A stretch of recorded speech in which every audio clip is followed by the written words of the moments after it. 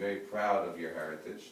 And I am certain that if you go back farther and farther in the roots of your family, you will see that tradition and different aspects of the Torah and mitzvahs were very dear to them and very precious to them.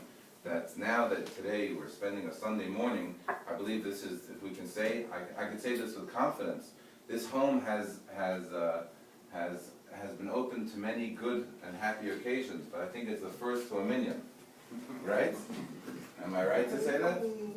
Could be. No, Friday night. Friday night? But the first time you had Tefillin going on. Oh, Yeah. first film. Yeah. First For film. sure the first film.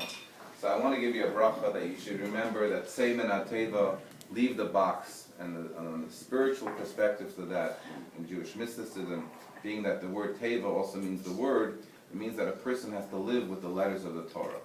In fact, on the high holiday service, we have a very tragic story of the 10 martyrs that were so brutally killed. And Ishmael Atzma. Dear Rabbi Shmuel Atzma, very good. You see, your grandfather knows all the great cantorial pieces. But what's interesting is that one of the episodes in that story is a story about a great rabbi, Hananiah ben Fadyon.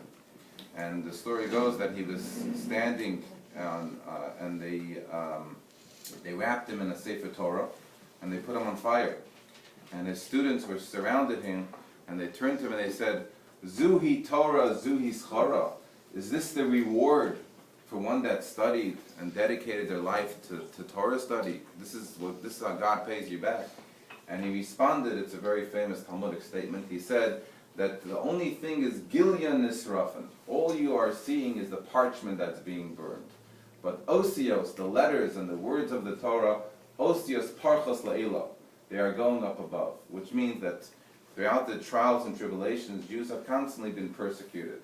You have, I'm sure, in your family, if you went back, you'll find in your history, it's been hard it's hard to be a Jew. It's not easy. And clearly, as a nation, we've had many trials and tribulations. But at the end of the day, we're still here.